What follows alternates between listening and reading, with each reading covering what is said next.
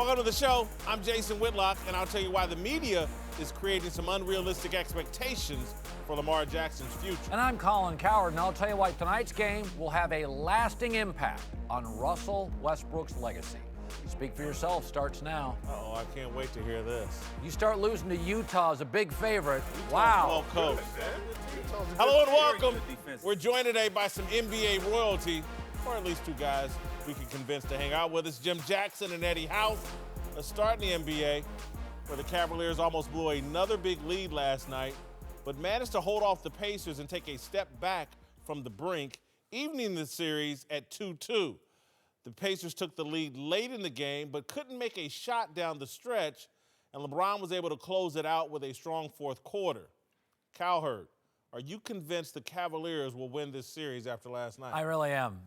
Listen, if you go look at these playoff series in the history of the league, there are moments when you can take the baton from a team. And I thought there was a moment, 2-1 lead at home with the ball, with the lead, 4.5 left. And from that point forward, the Pacers looked nervous. It looked like they were playing at the Y. They had no structure offensively. And that LeBron was on the ropes. He was tired. He was on the ropes. It was your moment, and they didn't seize it. And I really felt like they not only blew the moment, they blew the series. I agree with you. I think the Pacers blew this. I think it was an assisted suicide, though. There was a couple of refs on the court there when Lance Stevenson creates a jump ball, and somehow the refs come in. Oh, no, that's a foul. When that's a clear jump ball, let the players on the court settle the game. Do I think that solved the game? Because they were up 3. Jump ball Jeff Green was probably going to get. But damn it, as a Pacer fan, it irritated me. It irritated me more than even Oladipo's refusal to realize what was going on with him and look for some easy buckets. By the way, the guy took every hard shot he could last night, and it drove me crazy. By the way, I'm not a guy that bangs on coaches, but why isn't Sabonis in the game late? Why aren't you actually leading 4 minutes to go? Why is Darren Collison taking 2 huge shots? You know, Nate's been in this league too long. He's been in too many big playoff series. Nate McMillan has to ask himself, why wasn't Sabonis on the floor? There were times yesterday he was the most reliable player, putting around. But go back to your point about seizing the moment. Here's the issue. The Indiana team hasn't been in that situation to understand what that means. When Detroit had to finally break through Boston, they had to lose first. When Chicago got through Detroit, they had to lose first in order to figure out in those situations how to come through it. This Indiana team is still learning on the fly. Plus, you're playing against one of the greatest players to ever play the game and the best player in the league right now that understands how to close out games. So even though Indiana had an opportunity, the lack of knowledge of how to finish the game, and that's when the coaching comes in, of course, but at the same time, Eddie, you know this, on the court, players have to make plays. And at the end of the game, if you're not experienced in that situation, you don't know what you don't know, and Indiana felt subject to that. Yeah, on the flip side of that, I think the Cavs are just as bad as Indiana with that experience. You look at Kevin Love, he's shrinking in these moments right now. There's nobody else on their team. They only have 3 guys averaging double figures, and that's one guy, J.R. Smith. You can't trust him. Everybody else that came over, they're not really, they're hit and miss. The one thing about the Cavs is they've been consistently inconsistent. So has their lineups, and I think that's part of it. You know this, Jimmy. When you have minutes, you know that you're coming in at this time. You know you're going to get taken out, and you could extend those minutes if you're playing well. But when you don't know if you're playing, how many minutes you're going to play, your play is going to be inconsistent. And I think that's what's going on with the Cavs right now. Do I still think they'll win the series? Yes, because they have the best player on the team. But it could go 7 games because, again, you don't know what team's going to show up. One game, they're really good offensively, but bad defensively. One quarter, they're really good defensively, but bad offensively. You know, it's just you don't know what you're going to get with them. That was the Pacers' worst quarter of the series, and it was the most important quarter of the series. To me, that speaks to anxiety. Oladipo wet the bed. I mean, it was infuriating. And both losses. And I blame Nate McMillan again. You have to call a timeout and get him an easy bucket, draw up something, instead of this guy coming down trying to take transition threes or go one-on-one to the hoop. They never got him an easy bucket to get him to relax. I thought, as a Pacer fan, I've seen them melt to LeBron before when he was down in Miami. And that's what this looked like to me. And so I want to be I disagree. If this goes to 7, I think the Pacers have a chance. I don't think it's going to 7, though. I really think. I think down the stretch of the game, this is what they wanted to do. And correct me if I'm wrong. They knew that the double team was coming to Victor Oladipo early. The thing with me is if he makes a quick decision, now you got a 2-on-1 on the weak side. Exactly. And that's what they were really trying to do to exploit that weak side. But what happened was Victor, when he got a shot, especially at the free throw line or the three-point line, he wasn't in rhythm. Collison wasn't in rhythm. But the object was they knew the double team was coming out top. If Victor makes a quick play, either to the center or to the side, the Cavs are cooked on the opposite side. Right, that one extra dribble just holds the defense. The defense gets the opportunity to go over there and make the decision. If he gets off it real quick, they have to rotate fast, and they rotate the guys that can make plays off the dribble. Second straight game, the Cavs showed up to the arena last night wearing matching suits, courtesy of LeBron, who came up with the idea to bring the team together after they struggled through the first 2 games of the series. Whitlock, Cleveland's 1-1 in their matching suits. You like it? Do I like it? Seriously, Colin, I love it. I love it, and I beg for this to be in the show, and I beg for it to be up high in the show because I really think things like this matter. I really think for LeBron James and all the discussion has gone on the entire season about where is he going to go? Is this his last year in Cleveland? This is one of the first signs to me that LeBron is going to go out on his sword, that he's going to go out fighting. And again, I know it seems silly, but I think he's into trying to max out what he can do with this team, and I think the suits are an example of it. This is the kind of thing, again, sometimes I'm critical of LeBron. This kind of thing here, I love about LeBron James. Really? I love, yes. Hold on, I can't it. believe, because we were just debating last week about elevate. Yeah. This is elevation. elevation. This is elevation. And it's the little things right here.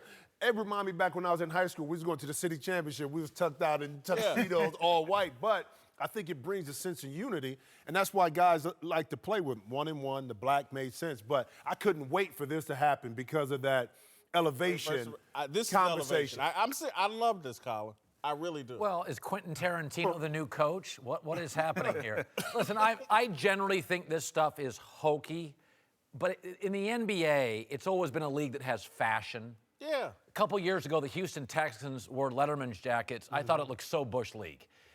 This, to me, kind of signifies we're all together. Yeah, Remember, this is a star-driven league. Right now, we're all the same. So the imagery to here is, this is business. Yeah. We came to do business, and we're all unified. It's not LeBron. We all, by the way, they all look, same suit, basically. So I kind of buy it. I don't know if it wins a game, but I like the imagery. I think what it does is also kind of motivates the rest of the players who haven't been playing well, like, man, come on, we need you. We all, like y'all saying, we all together, this is all one. But I'm going to play devil's advocate. It's a little bit of a distraction. It got us talking about that, but instead of how bad they've been, how they've been blowing leads and things like this. It's a little distraction. We talking about with kind of how they come into the game, not how they actually play in the game right now. And again, I said it earlier, they're playing consistently inconsistent. The one thing that's consistent is their suit game right now because they looking fly. They out there fly out there. Suits. Me too. Man. Eddie, here's where I disagree with you, though. I think some of the things you're talking about, I think it's much harder to fix on the fly. This team was put together with, 25 games to go in the regular season. And so the things you're talking about on the court, harder to fix. The belief and the suits, to me, are a message from LeBron that, hey, guys, I'm in this with you. All the way to the bitter end. Yeah.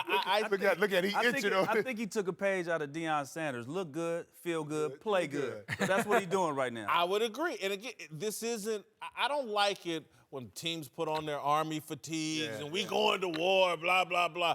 I don't buy that. When you get suited and booted, that's about business. And again, LeBron, I think, probably spent a little change, and all these guys got money. That was pocket money. But all they got pocket money. money. But He found that in the cushion. it's an investment in your teammates, and to me, I'm just saying.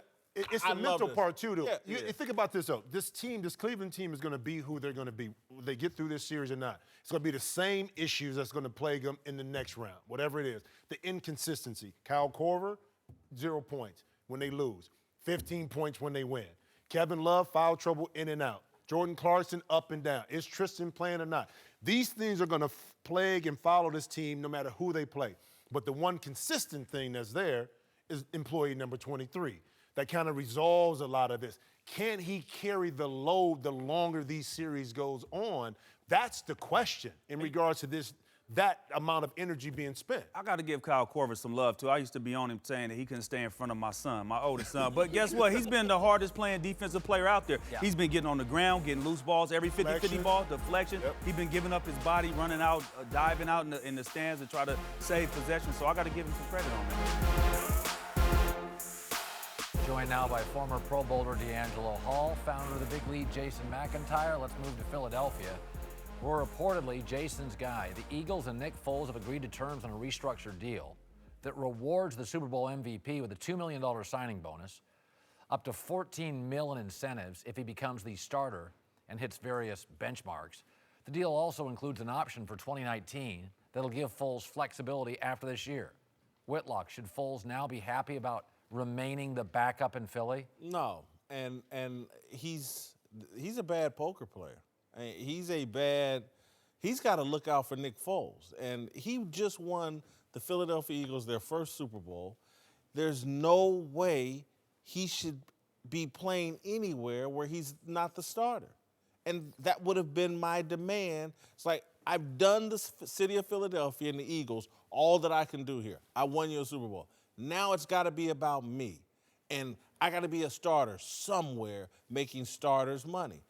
They've given him some incentive-based contract, and if he hits the lottery, he's going to make a lot of money. Good luck hitting the lottery. He's going to make more money potentially than 8 starting quarterbacks. Potentially. He was out of the league a year and a half ago. So was Kurt Warner, and he turned into a Hall of Famer. You're saying he's Kurt Warner.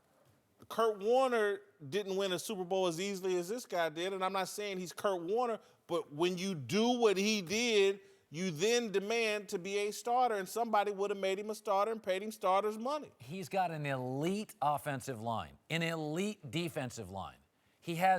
That roster is loaded. You know, Dak Prescott had the same thing, an elite offensive line, an elite defensive line. Dak Prescott's better than Nick Foles. You don't think Dak Prescott's better than... He ain't won a Super Bowl. He ain't been the MVP of a Super Bowl. Well, I mean, come on. Philadelphia's got better players. You think Nick Foles is better than Dak? I think he was in position to get a better deal than what the Eagles just gave him. Whitlock, we talk about optics on this show a lot. What are the optics if you win a Super Bowl, you're the MVP, and then you demand a trade? I don't think that's a good look for anybody. Why can't he just wait a year? He's only 29. Wait a year, he becomes a free agent, and then he gets his payday. Yes. I mean, what's wrong with that? I've got no idea with him making no problem with him making a lot of money.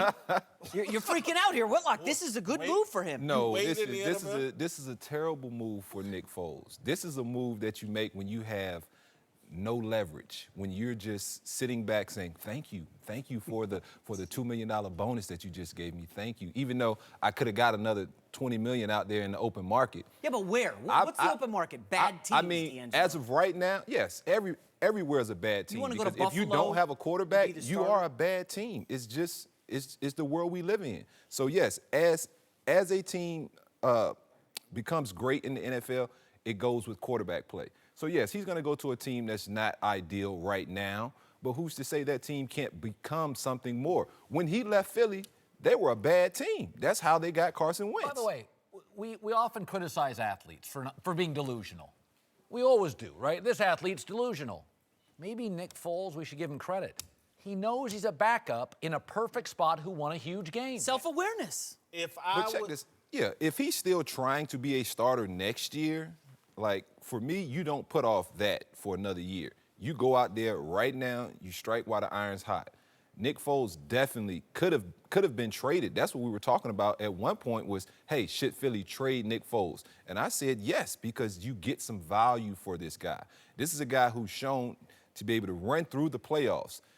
Now, the regular season, if we said, hey, this guy won 6 games in the regular season, it probably wouldn't matter as much to me because in the regular season, a lot of teams aren't giving it their absolute all. They're not scheming the way they are in the playoffs. In the playoffs, it is a do-or-die scenario. You bring your best to the game, to the table. That's why they pulled that trick play out. Like, you don't hold anything back. And so he was getting every team's best they had, and him and that Philadelphia Eagles team ran through it. D'Angelo, to Colin's point, and this is what I'm trying to explain, you have to be delusional to excel at the highest level in professional sports. As an individual, D'Angelo Hall stepped out onto the football field. I'm better than Deion Sanders. I'm better than Ronnie Lott. I'm better than everybody. And so, again, and it'll come off as delusional, but I don't think it would be remotely delusional for Nick Foles to say, you know what, based on winning this Super Bowl and being the MVP, it's not delusional for me to want to be a starter in 2018 and make starters money, because next I can get hit by a bus, I could break my ankle. Anything can happen. RG3 or something. Who was it that Deshaun Watson tore his knee in practice? Time out. Nick Foles is going to make $9 million and do this most of the year. Yeah. Holding a clipboard. And go to the playoffs again. And you're saying, Nick, you Tyrod got to go to Taylor's a gonna crappy make team and $16 get the million. you-know-what kicked out of you. Tyrod Taylor's going to make $16 million. On a 4-12 Buffalo team, you're going to that enjoy just those goes- winters while Carson Wentz and Nick Foles are in the playoffs, maybe winning another Super Bowl? It Tyrod just goes Taylor's in back to Cleveland. just saying, what do you want to do? Do you really want to play and compete? In which I didn't get the feeling Nick Foles really wants to play and compete. Yes, it sounded good to say these things, but come on, man. If it's one of us here, and I know the passion I used to play with, hey, look, I'm going into that GM's office and I'm doing whatever I have to do to get out of there, because I need to let him know this might be my last opportunity I want to You were play. an elite, in your prime, you were an elite player. Nick knows. I'm not elite. I hit the lottery. I got a great coach, a great O-line, good receivers. Jason, That's a it's not great just- spot. Carson Wentz may not be the starter to start the season. It's not Nick just Foles that could he's come out 29, though. You keep harping on that one age. He's had an opportunity, kind of like Kevin Cobb had that one opportunity. A lot of guys who are backups, when they get that one opportunity, they don't get another one. And so for him to have gotten an opportunity, didn't succeed, go back to Philly, got a second chance in leading them to through the playoffs and winning the Super Bowl. That was his second chance. He won't get another one. Well, history shows us he won't get another one. Being a backup, Marginal. I just wanna a guy. say this respectfully as I can, but I almost question everything around him: spouse, parents, cousins, aunties, uncles, because I'm sure my family would damn near disown me if I made the decision this man just made. I don't get it. Is a lot of people don't want that kind of pressure. They are okay with being lifetime Maybe he's backups. $9 million egoless. backup. Yeah. Maybe he's egoless.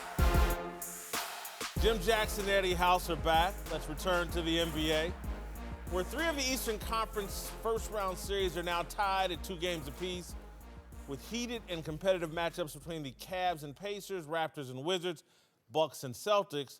Meanwhile, in the West, the Pelicans already swept Portland, and super teams like the Rockets and Warriors have been dominating as well. Cowherd, is the lowly Eastern Conference actually more interesting than the West right now? No, the Sixers are really interesting. I'm totally into the Sixers. But first of all, in the West, you have legacies changing potentially. If Westbrook loses to Utah with all these players, that dings his legacy. If Minnesota wins tonight, if James Harden loses and Chris Paul lose, and again in the postseason they flame out, that is a terrible look for Chris Paul and Harden. This East stuff is just a bunch of teams. Philadelphia is fun, but it's just a dress Did rehearsal. you watch the Celtics I watched in Milwaukee? everything. That was awesome. And people tune in to see great competition. And that's what you're getting in the East. Great competition. That Bucks thing, the Greek Freak's hand comes from out of nowhere and wins that game. That's going to be a part of his legacy. And the Greek Freak is going to be a big deal People in the watch NBA. for stars. The West has more stars. People watch for competition. Are you watching the Cavaliers and the Pacers? You don't think people are If fascinated you and took entertained by that? LeBron out of that series, the ratings would be cut in half. Who's watching for Victor Oladipo? They might be Hard over. Chris Paul. Ain't no LeBron, it might be over. I think people are watching the great competition in the East. And again, take even Boston with these young kids that are showing. Look, they're setting it up for next year. When you get Kyrie and Gordon Hayward back with these young kids on Boston, hell, they're going to be terrific. So how about this? How about the East is more intriguing?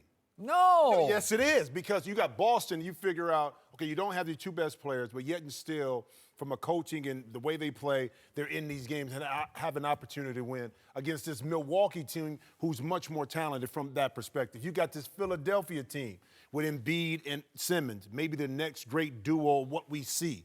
Indiana, how in the heck are they doing this along with Victor Oladipo against LeBron James? You got intrigue enough that traps you into these games, and plus they're close enough that keeps you tuned in. It's much more meat to it, I think, than what's going on in the Western Conference. It's like college basketball this year, a lot of parity in the Eastern Conference, and that's what people are liking. That's what people are drawn to, the fact that Toronto was the number 1 seed, right? But then you look at them and say, do I trust them? Yeah. Boston, they lost their stars.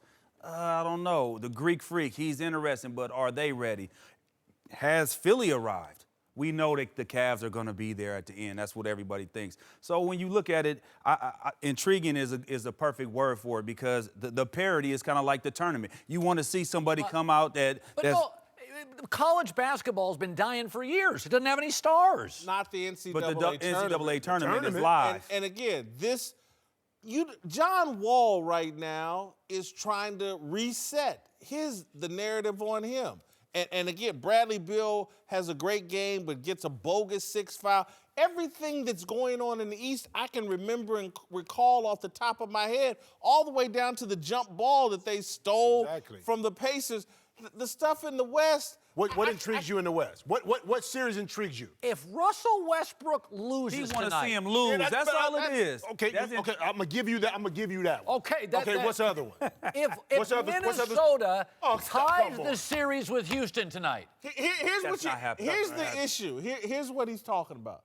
We're We talking about what we happened. got tangible stuff going on in the East right now. You're talking about if. Oh, yeah, that's If it was a Toronto. fifth, you know what happened. Did you watch the game? yeah, I mean, John Wall won a game. Yeah, and in a week he'll be out, and Toronto will get in 2 weeks. None of these teams going to win a championship. No, nobody coming out the East is going to They're win. not even but competitive. just the games are more competitive. There is no clear cut in the East. We see that. We thought it was Cleveland. They're not, but it is clear cut in the West. Who's going to come out there, and that's probably going to be the team that wins it. I mean, again, I watch sports for the moments. And I watch them for stars. The things that make me remember. And again, just even go to that Pacer-Cavaliers game last night, the way they did Lance Stevenson at the end of the game, that was a reputation call. It irritates me. It's going to stick with me. It'll be a part of the narrative when I talk about the Pacers and LeBron James. But that's part of it, though. When you build a reputation, that's part of it. If you continually do something all the time the same way, and the one time you don't do it,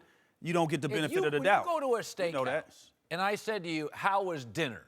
If the steak's bad, the dinner's bad. I don't care about the baked poteto and the broccolini. You got it twisted, brother. You got it twisted. You get that baked potato at Mastro's. I don't even care what kind of steak they serve with that. Depending on how many drinks you had, too. The Jazz are looking to go up 3-1 in the Thunder tonight, but will they have to contend with an angry Russell Westbrook? In Utah's Game 3 win over the weekend, Ricky Rubio dropped the triple-double on Russ, which got the triple-double king, making some guarantees. He made some shots, too comfortable, but I'm going to shut that off next game, though. Guarantee that. Whitlock, you like Westbrook's mindset? No, because again, I don't know if he's aware of what's going on, but they're getting outcoached. Their pieces don't fit. And you're looking at a Utah team, it won't matter if he cuts Ricky Rubio off, because it might be Ingles that puts him to sleep. It may be Gobert. It may be this kid Donovan Mitchell that does it to him again. That's fine. Cut off Ricky Rubio and get caught up in that. But the pieces, he and Paul George and Carmelo Anthony don't work well together. And Russ is out of sorts. I see him giving up the ball in crunch situations. He doesn't seem himself. They've never found a comfortable fit in OKC. So fine, have at Ricky Rubio. But what about what you all are doing yourselves? Well, I've always called him the MV me. So what did he just turn this series into? I'm going to take out Ricky Rubio. Well, we know you're better than Ricky Rubio. It was all about the personal matchup. By the way, Donovan Mitchell's a baby. He's a kid. Russ been in the league 9-10 years. Donovan Mitchell on social media after Westbrook's commentary, not talking. Okay, isn't the rookie supposed to make guarantees? The rookie's supposed to make guarantees. Russ is supposed to be the I'm not talking. Like the word you use, self-awareness. The rookie's got it. The 10-year vet doesn't. I don't like it. Everybody's We knew you different, though, didn't, man. Mike. We knew he was Yeah, different. we know everybody's different, though. Some people talk. Did you like when Tim Duncan never said nothing on the Loved court? it. What about KG? He always talking on the court, but you had to love what he did, right? I like Some Duncan people get more. motivated with that. That's your personal opinion. Some people like KG more. You could argue that. It could go either way. no, you that's not can't. much of an argument. No, you can argue that though. You can argue, and people do argue it. You know, no, I like Tim Duncan, but I do like somebody that's gonna get in somebody's face and talk that, but back it up as well. I have no problem with what he says. If you cut in half what Ricky Rubio did, right? That's gonna be 20. That's 25 points right there. You take 25 points away from what Utah Jazz did, OKC wins. So he said, I'm going to cut that water off. Ain't nothing wrong with cutting nobody water off. I'm with it. I'm 100% with that. Eddie, you know this too. I think it goes back to game planning, though. Why Ricky Rubio was open? Because the game plan said we're going to help off of him and not allow him or other guys to beat us. If Ricky's going to beat us over the top, then we'll make our adjustments. So if you're going into game planning, yeah, you want Rubio to shoot three-point shots. You're going to fade back off of him. So now he has more room to work. Let's look at the adjustments that Billy Donovan makes defensively now that Rubio has proven that he can knock down some shots. But that all goes back to game planning. I think Russell, from his perspective, what's me, I'm going to take over, I'm going to tell you what I'm going to do. But honestly, if you look at Utah, you got 5 players averaging in double figures. Okay? OKC only has 3.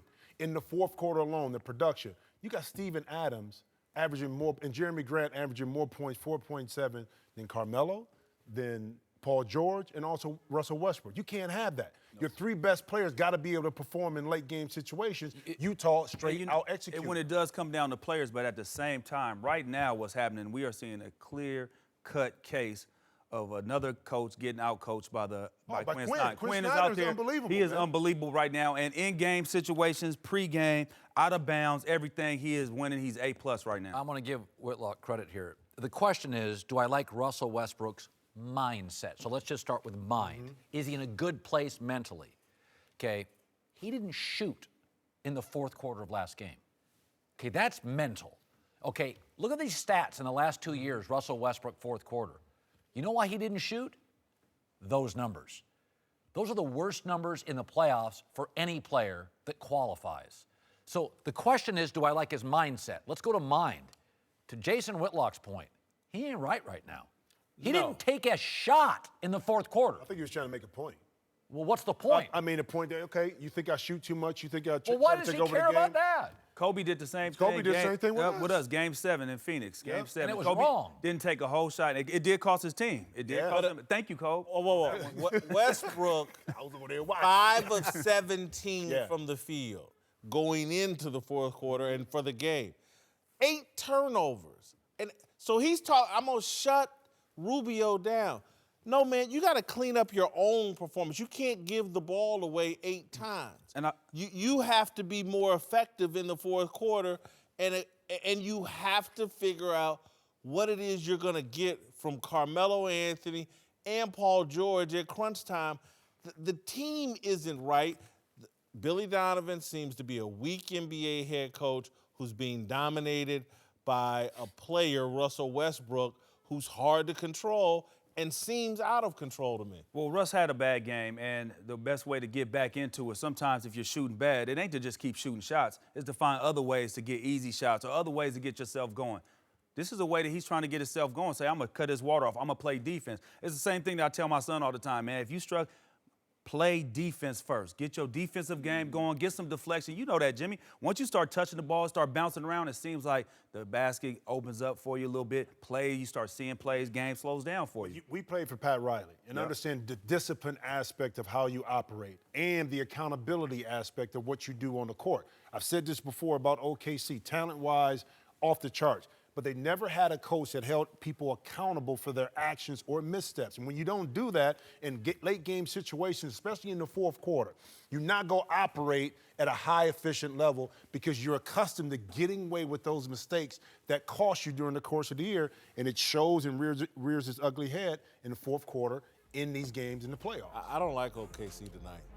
You don't? Yeah, I think there's I think too they much, come back and win it. I think they there's win too much tonight. pressure. I think they win a game too. And I think they panic. I think Russell Westbrook leads a panic move that won't end. Steven Adams going to be big tonight. Welcome back, D'Angelo Hall, J. Macker back. Here we go. Let's move to the NFL Draft Thursday here on Fox Sports. Lamar Jackson's raised eyebrows with some of his recent decisions, including his refusal to run the 40 at the Combine or his pro day. Even still, Jackson's found some defenders in the media, including the Undefeated, which just published a piece saying Jackson could, quote, change the NFL if he gets the chance. Whitlock, is the media putting unfair expectations on Lamar Jackson? Yeah, I think so. I think this happens every time an athletic black quarterback comes out of college football. We then go to, oh, they're going to revolutionize the NFL. They're going to change the way the quarterback position is played in the NFL. And I think that's an unrealistic burden. I think that let's go in with the approach of they're going to master the quarterback position instead of putting because white quarterbacks don't come into the league like, oh, you're going to revolutionize and change the whole thing. And so from Michael Vick, and I'm glad D'Angelo's here, to Vince Young, to everybody, they come in with this mindset of, I'm going to change the NFL. And I wish they'd come in with the mindset and the expectation and the pressure of, I'm going to master the quarterback position instead of the burden of, I'm going to do something no one's ever done. I don't think he's been. I mean, all these quarterbacks have been criticized for something. Rosen's arrogant and he's not durable. And Darnold's loose with the football. Josh Allen has got a big arm, but he's not accurate. Baker Mayfield's immature. And Lamar's got some, does he run too much, accuracy issues. I think they all have, I wouldn't call it baggage, they all have like a hole. Which, by the way, when you go into the NFL, you're a corner. Every college player has a hole. There is no perfect. John Elway struggled for years, too. Peyton Manning threw a lot of picks early. I don't think he's facing any more criticism than anybody else.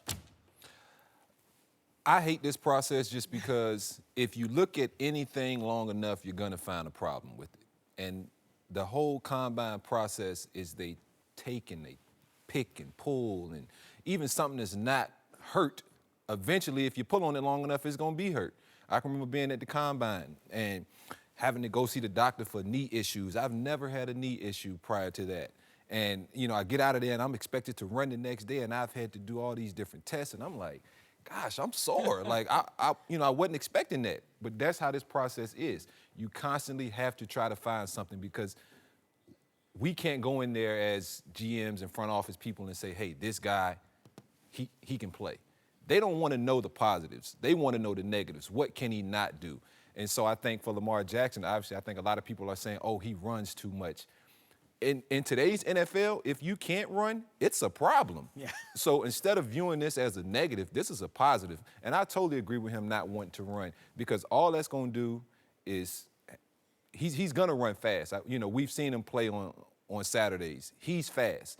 And so I just think it's going to have, it's going to give people more ammunition to say, hey, this kid can be a great receiver or whatever positions they're trying to put him at. He's a really good quarterback. And I know, having been around Bobby Petrino, this guy's probably more pro-rated than a lot of these other quarterbacks that we aren't talking about. But because he can run a little bit, scares me. Obviously always, that conversation comes up. I'm bullish on Lamar Jackson, but I want to focus on the media angle here. And, Whitlock, I know people are going to say, oh, this might be clickbait because they're changed the NFL. It's a big tagline. But you know how it is in television, whether it's radio, TV, the web. You have to have a good, strong angle. You have to have a good, strong point. And frankly, like if it's Lamar Jackson's going to be a good quarterback if he gets a chance. Like nobody's clicking that story. Come on, man. This is a fair portrayal of Lamar Jackson. And remember, the NFL historically has been a league pro-style offense, drop-back quarterback, big 6'4" white guy under center. Lamar Jackson is the antithesis of this. 6'3", fast as lightning. I mean, I think he's a modern Mike Vick. This is like 13,000 yards at Louisville. Couldn't I just say this, too? He's unique. He's the most different of all these quarterbacks. So there's going to be questions like I've said about him, I have to see him play. Like, you ever watch a fight and you're like, just let me watch the first round? Like when McGregor and Mayweather fought, it's like, I just got to watch it. Okay, to that point, Like, I don't need to watch a ton of Josh Rosen. I kind of know what I'm going to get. I don't know what I'm going to get with Lamar. But you saw Deshaun Watson. Hold on, I'm the that complete Seattle opposite. game. You saw that Seattle game. Deshaun Watson, 400 yards, 3 touchdowns. He was on pace to shatter every rookie quarterback record last year. Touchdowns, yards, everything. And everybody's excited. And now you got Lamar Jackson, who could be Deshaun Watson. Maybe. You don't think so, but he could be in the right system with Sean Deshaun Payton had a good in New couple Orleans. weeks. I don't think he was going to shatter good all the couple- records. He had a good couple weeks. That's the difference between the NFL. It's not what you did today or yesterday or the next day. It's what are you going to do. And the more tape you have on a guy, the easier it is to actually prepare for him and ultimately stop him. And so, Colin, your point was you don't need to see I know what Josh Rosen and is. some of the, see, I need to see them because I want to see them versus great defenders, great pass rush, great coverage. I want to see where he throws the ball. That X factor that I always talk about with Lamar Jackson, that Michael Vick effect, is just the ability, and that Baker Mayfield effect is the ability to make plays when there's no play to be made. Some of these guys, the old quarterbacks we're used to seeing, they just stood in the pocket. Like Tom Brady now, if you put him if you put Tom Brady in the draft right now, and Peyton Manning, and these are two guys who are first ballot Hall of Famers, no doubt about it. I played against both of them, great quarterbacks.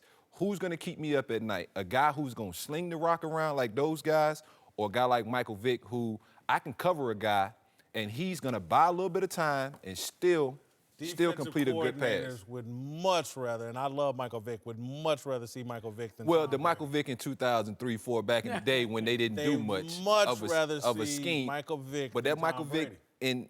in Philadelphia that year, he lit us up where they sent his jersey to the Hall of Fame the next day. That Michael Vick in Andy Reid's offense, who had weapons, and Deshaun Jackson and speed, and he was beating us with his feet. Now, that Michael Vick is the one I'm talking about. Not like if you take the Atlanta Michael Vick, the guy who barely studied, the offenses back then were 2 running backs, a tight end, 2 receivers. It wasn't a lot going on as far as scheme-wise. You know, it was very basic. You look at today's NFL, like that stuff Russell Wilson does, I had to play against Russell Wilson coming back after 15 months of not playing football. Do you know how many extra miles I ran that day just running around because Russell's extending the play, throwing the ball downfield, somehow making a play? To a former NFL player, Jay Feely, who got in some trouble this weekend after posting a picture of himself holding a gun while standing next to his daughter and her prom date with a caption wishing them a good time. After an uproar on social media, Feely apologized and said the picture was meant as a joke. Cowherd, did Feely need to apologize for this? You know, I saw it. It's you better not joke about kids and guns anymore. Yeah. I don't think it was great judgment. Should he have to apologize? Yeah, I think he had to apologize because, and I like Jay Feely personally, but I think he has to realize Twitter, social media, that's not a comedy club. No. The audience over social media, maybe 10, 15% are there for the jokes and the laughs. The other 85% are there for different reasons. Fake outrage. Yeah, when you go to a comedy club, everybody's there, hey, say For a something joke. not serious and for the joke. Yeah. The audience over social media is not, I had to learn that the very tough, hard way. It's a lesson I had to learn probably around the same age as Jay Feely is now. Yeah. He needed to I want to apologize. be clear. He technically did not apologize. He said it did not intend to be insensitive. So I give Jay Feely props for that because I wouldn't have apologized. But I just want to say he was referencing a movie, guys. Bad Boys 2. Not a good movie, but a movie nonetheless. And you can no longer joke about your daughter and her boyfriend and a movie and a gun. Like, Well, you know what? I'm a lot off of Twitter, people man. probably Yeah, haven't I'm so even out of it. seen this movie. You know, That's fair. it's so dated now. But I know Jay. I played with Jay. I know it was not malicious by any means of the imagination. But just in today's climate, in today's society, Guns, you just kids. can't do that. Yeah. You just can't do that. Because I knew the movie, I knew the quote, I knew the scene. I even dreamed about someday doing the same thing to my daughter's boyfriends when they come in the house. Many men, But Colin, you probably you done the definitely cannot do that in today's society. My point again, I think it's an appropriate joke. I didn't get the reference, but I'm not easily offended. But social media, I'm telling you, there's 10, 15% of the people there, hey, crack a joke and make me laugh. There's other people looking for information, looking to be offended, looking for... At a comedy club, that gets a laugh. Yes. Yeah, that gets a Well, if huge your laugh. neighbor shows it to you, you'll get you guys a laugh about it. If your friends show it to you, but online you can't because everybody's all sensitive. Yeah, this was something that he should have took the picture. It would have been fun amongst friends, Yes. but it definitely shouldn't have went out. Know your audience, know your personnel. Welcome back, time for last call. Let's move to Milwaukee, where a local restaurant apologized last night for not giving the Greek Freak a table when he was trying to get some grub after a huge win over the Celtics. Cowherd, should Giannis leave Milwaukee because of this? Leave the city? The team, the friend, it's a joke. No. He got stiffed at a restaurant like you and I both have. Have you ever walked into a restaurant for 10 minutes and nobody notices you? I'm anti-elite, so I hate everything about this. The fact that the restaurant's apologizing because they treated Giannis like a regular person is offensive to me. He should be treated like a regular person. The media shouldn't be caping up and acting like something was wrong here. Giannis doesn't deserve special treatment. He's a basketball player. Love him, great, fun to watch, but he can wait to eat after me. To Minnesota, where the T-Wolves will try to even the series tonight against the top-seeded Rockets. Cowherd, we know all about Houston's history of playoff struggles. Any chance Minnesota ties up this series tonight? Nope, I don't bet the NBA. Love the Rockets. You do? Love the Rockets You tonight. were just telling me you think something's off. No. They did not play well on either end. Remember, these two teams before their last game, Houston won by an average of 15. And this is a bad matchup for the T-Wolves.